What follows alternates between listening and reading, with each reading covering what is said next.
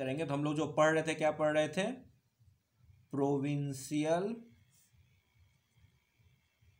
Kingdoms और dynasties of north India. तो इस नॉर्थ इंडिया में हमने वेस्ट ईस्ट मिडल नहीं लिया, हमने क्या लिया? यहां से जब हमने इंडिया को बनाया तो हमने कहा दिस बहमनी किंगडम बाहर कर दिया और इधर विजयनगर को हटा दिया, ठीक है, बहमनी। तो बचा क्या? और यहां पर आ गया क्या? ये रहा दिल्ली सल्तनत। क्या रहा ये? दिल्ली सल्तनत। तो इस दिल्ली सल्तनत से विजयनगर और बहमनी, इसको विजयनगर और बहमनी को माइनस करके ये जितने भी, जैसे यह गुजरात में, इधर क्या कहते हैं बंगाल, यहाँ राजस्थान में मेवाड़, इधर यूपी में जौनपुर, इधर कश्मीर, ये जितने भी किंगडम हैं इन सब को मिलाकर हम क्या कह रहे हैं? North India. इधर गोलकोंडा वगैरह भी है। तो ये बहमनी के और विजयनगर के एक्सेप्ट जितने भी डायनेस्टीज हैं इन सभी डायनेस्टीज को मिलाकर हम क्या कह रहे हैं? प्रोविंशियल किंगडम्स या dynasties independent from the Delhi सल्तनत, ठीक है। जिसमें हम लोगों ने अभी तक किसको किसको पढ़ा? बंगाल पढ़ लिया, मेवाड़ पढ़ लिया, मेवाड़ के बाद हमने गुजरात पढ़ लिया, ठीक। और कौन सा पढ़ा? बंगाल, मेवाड़, गुजरात, और कोई याद कीजिए? नहीं। तो आज हम लोग पढ़ेंगे दूसरा नेक्स्ट प्रोविंशियल किंगडम जो डेवलप हुआ था, उसका नाम है मालवा। किसको पढ़ेंगे? मालवा को, ठीक। तो मालवा की पहले थोड़ी सी हिस्ट्री जानते हैं। हिस्ट्री इन द सेंस ये कि ये दिल्ली सल्तनत में आया कैसे, और फिर दिल्ली सल्तनत से इंडिपेंडेंट कब हुआ। पहले हम लोग ये जानेंगे कि ये जो मालवा है, ये मालवा दिल्ली सल्तनत में आया कैसे, और फिर दिल्ली सल्तनत से कब अलग हुआ, और अलग होने के बाद इसकी क्या कहानी चली। तो मालवा की कहानी बहुत सिंपल सी है, लिखिए। देखिए मालवा वाज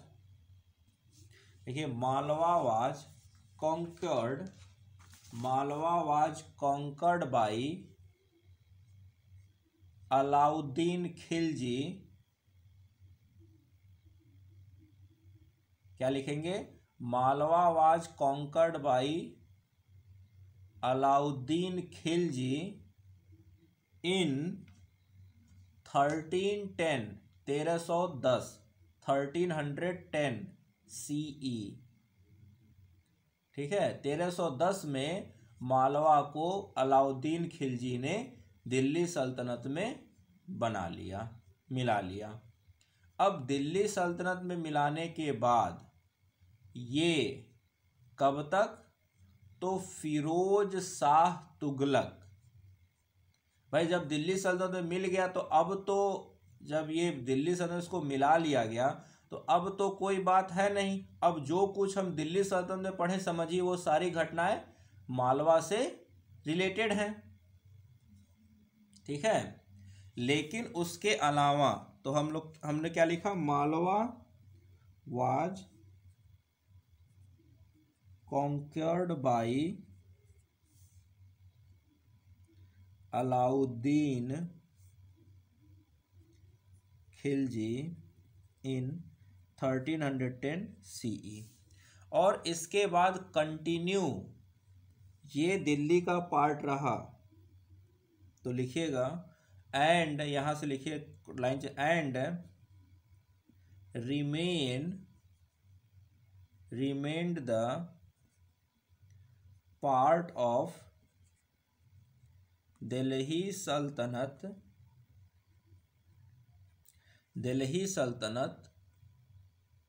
कब तक?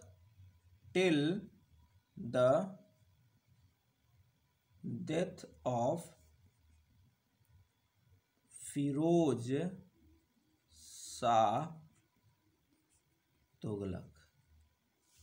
तो हमें पता है मोहम्मद बिन तुगलक के टाइम तो दिल्ली कमजोर हो ही चुका था, तो फिरोज शाह तुगलक के डेथ के बाद तो फिर कोई कैपेबल राजा दिल्ली सल्तनत में था ही नहीं तुगलक डायनेस्टी का। तो धीरे धीरे क्या हुआ, और भी इंडिपेंडेंट होते गए, तो उसमें से एक इंडिपेंडेंट प्रोविंस कौन सा बना? मालवा भी अलग हो गया। हाँ, अब मालवा की पोजीशनिंग थोड़ी सी लिख लीजिए। मालवा पोजीशनिंग लिखिएगा, लिखिए। इट हैड, क्योंकि इसकी पोजीशनिंग बड़ी इंपॉर्टेंट है। It had a very strategic location या position, very strategic position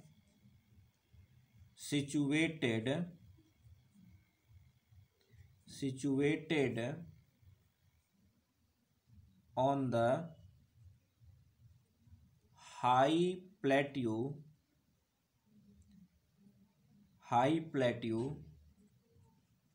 between the river Narmada and Tapi,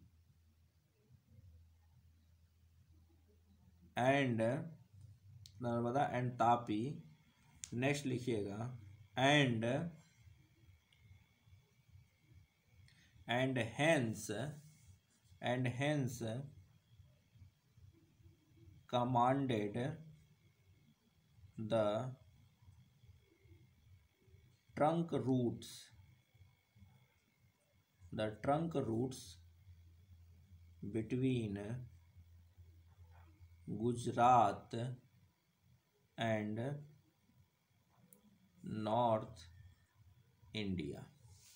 तो जब मैंने नॉर्थ इंडिया और ऐसे लीजिएगा, एंड आल्सो बिटवीन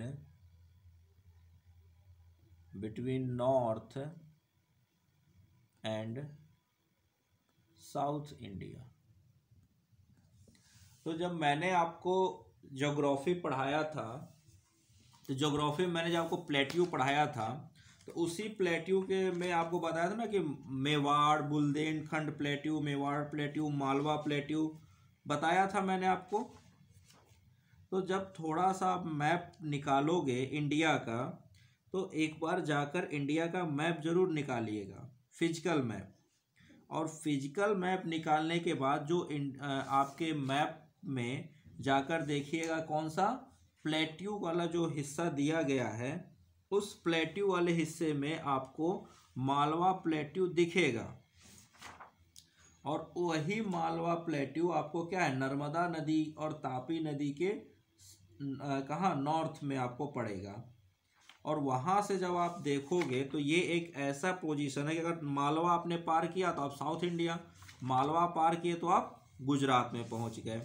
और बाकी तो दिल्ली से गुजरात आने के लिए या साउथ इंडिया जाने के लिए आपको मालवा प्लेट्यू पार करना पड़ेगा। सिंपल सी कहानी है। तो ये जो मालवा प्लेट्यू है, इसलिए इसका स्ट्रेटजिक इम्पोर्टेंस काफ़ी ज़रूरी था।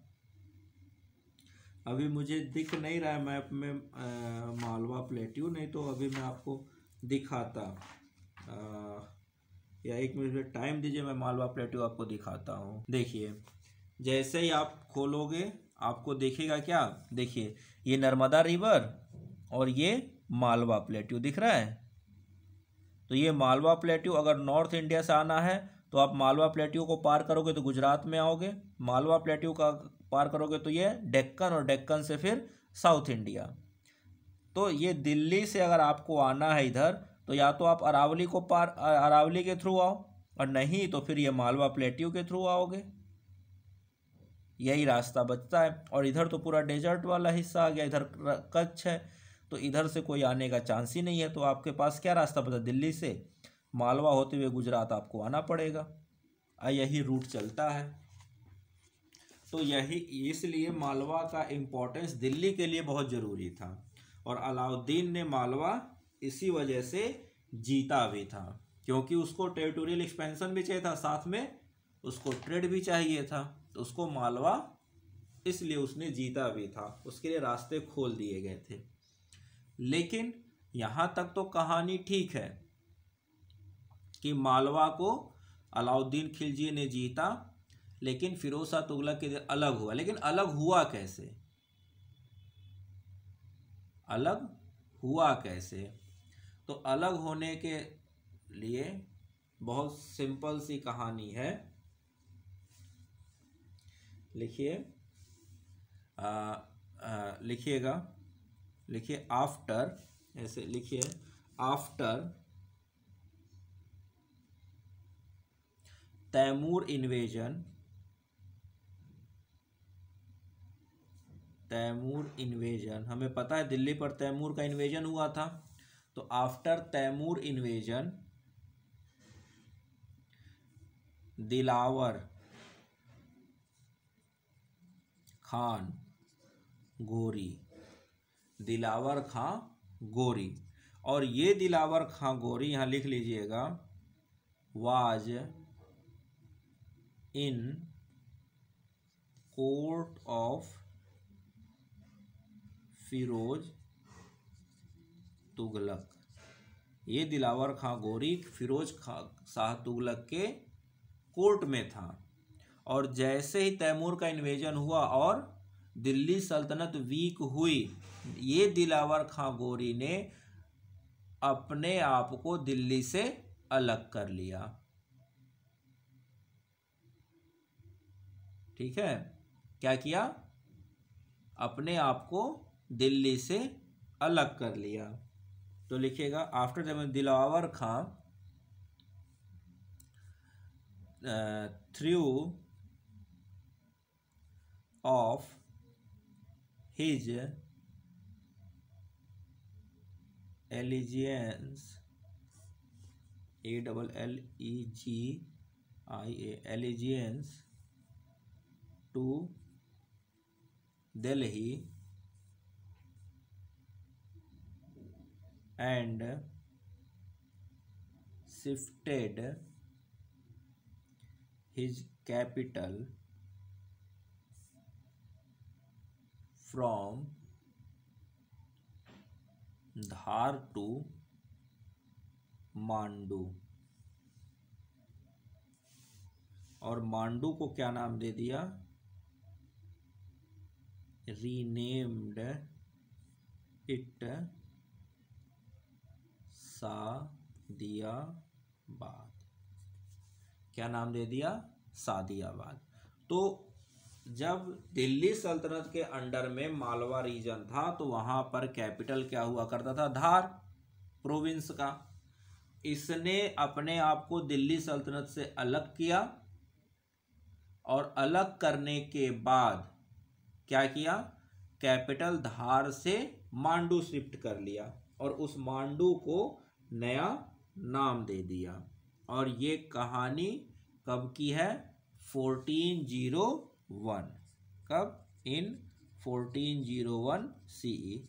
1397 में तैमूर का अटैक हुआ था, 1397 या 1398 कह लीजिए, और तैमूर उसके बाद लौटा, तो हमें पता है कि वो सैयद को वो अपना सब कुछ सिलेबस बना कर चला गया था कि मेरे बदले तुम यहाँ पर देख रेख करो, और बाद में वही क्या किया? दिल्ली पर अटैक करके तुगलक डायनेस्टी को ख़त्म करके सैयद डायनेस्टी की स्थापना की।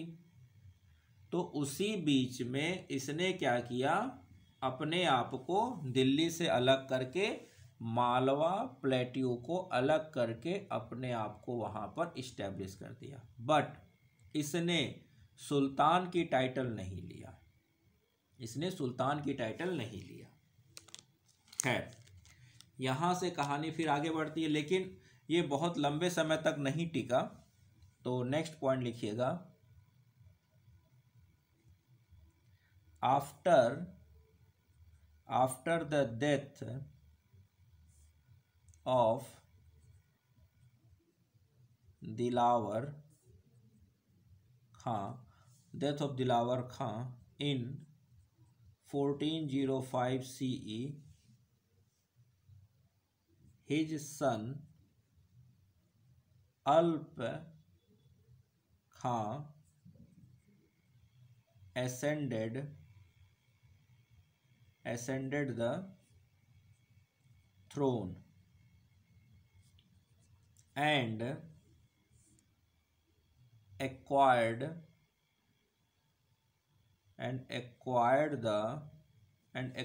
the टाइटल ऑफ, कौन सा टाइटल?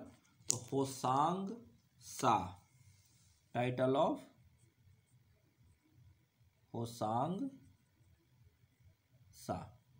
तो ये होसांग शाह कोई और नहीं है, ये अल्प खां ही है होसांग शाह, जो किसका? दिलावर खां गोरी का बेटा है। और ये पहला इस्लामिक राजा है मालवा का, सुल्तान ये बनता है। ठीक है, तो हमें कहानी मालवा की बस इतनी सी याद रखनी है कि मालवा को दिल्ली सल्तनत में जीता किसने? अलाउद्दीन खिलजी ने। मालवा अलग कब हुआ? तो फिरोज शाह तुगलक के डेथ के बाद, जब तैमूर का इन्वेजन हुआ था 1397-98 में, तो उसके इन्वेजन के बाद दिल्ली सल्तनत इतनी वीक हो गई कि दिलावर खां गोरी नाम का जो वहाँ का मेन नोबल था, जो खुद फिरोज शाह तुगलक के दरबार में रहा करता था, उसने अपने आप को दिल्ली से अलग कर लिया और कैपिटल कहाँ? धार से मांडू शिफ्ट कर लिया और मांडू का नाम दे दिया सादियाबाद। इसकी कुछ समय में ही 1401 में अलग किया, 1405 में इसकी डेथ हो जाती है। किसकी? दिलावर खां की।